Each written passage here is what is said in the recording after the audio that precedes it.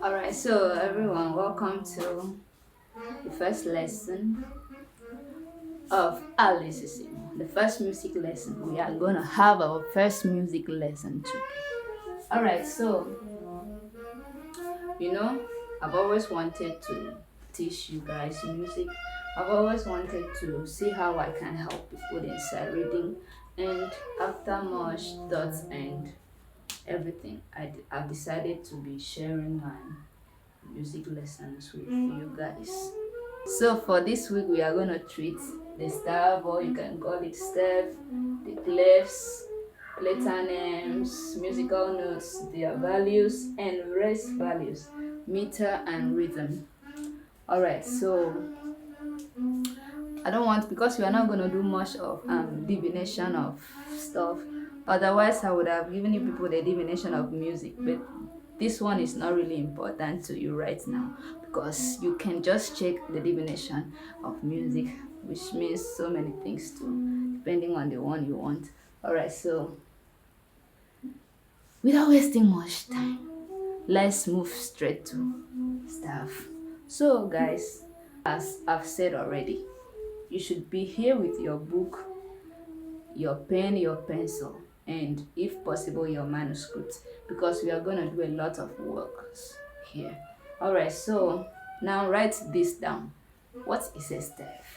I'm going to divide this stave in a very simple way, the way that you can easily memorize. So, stave is made up of 5 horizontal lines and 4 spaces.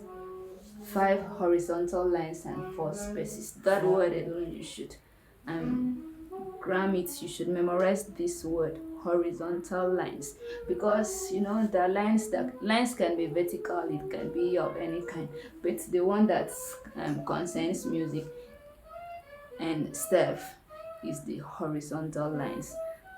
All right, so having defined what stave is, now let's try to see how stave looks like. So now I'm gonna draw stave so that you see how it looks like, if it is really horizontal or if it is something else. Okay, so before I draw the stave, let's just define everything, then we clean it out, and then we draw the stave in a way that you can easily see it. Alright, so we are gonna now talk about what is clef. You know, clef is a symbol that is placed on the stave to indicate in the pitches, its pitches.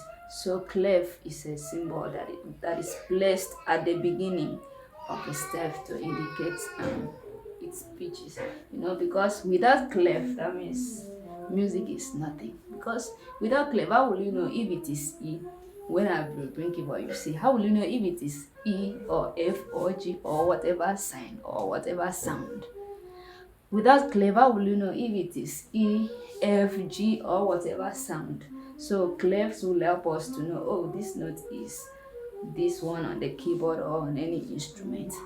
Alright, so the letter names, you know, when with the clefs, then we will mention the letter names, and the letter names is made up of 7 alphabets, A to G, A, B, C, D, E, F, G. So the letter names, and when we draw the clefs, that's when we will apply the letter names. So let's see how stave looks like, and let's feel it.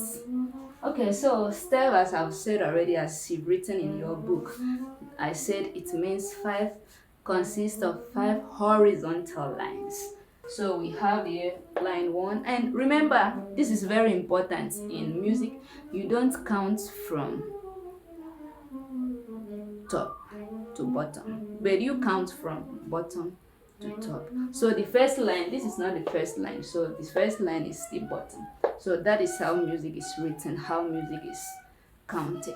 So you count from bottom to top. So now let's see how it goes. The first line here, line 1, line 2, line 3, line 4, and line 5. So now let's see the spaces. So we have here 1, 2, 3, and 4. Okay, so this is now a stave. Stave consists of 5 lines and 4 spaces. So if someone should ask you what is a stave, now I hope you can just tell the person and even show what a be illustration, a be diagram, a be waiting. You know waiting and what I'm trying to say. Okay, so that's on a lighter note. So now we know the meaning of staff. Let's now look at clef because these two things are very important in music. Okay, so what is a clef? As you've written in your book, I made it very simple by saying that a clef is a symbol that is placed at the beginning of a step.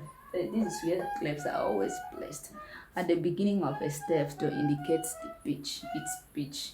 So for instance, with the clef, you will know which notes you are playing and the exact pitch you are playing the note on. So now we say that a clef are musical symbols there in your book. So now we have so many types of clefs, but for the purpose of this class and what we are going to use it on, because I'm really going to focus on this and the piano. So we are going to treat the two major clefs, which is the treble clefs and the bass clefs. These two are the ones that we are going to talk about. So the two types of clefs are the treble that we are going to treat on. Quote me right.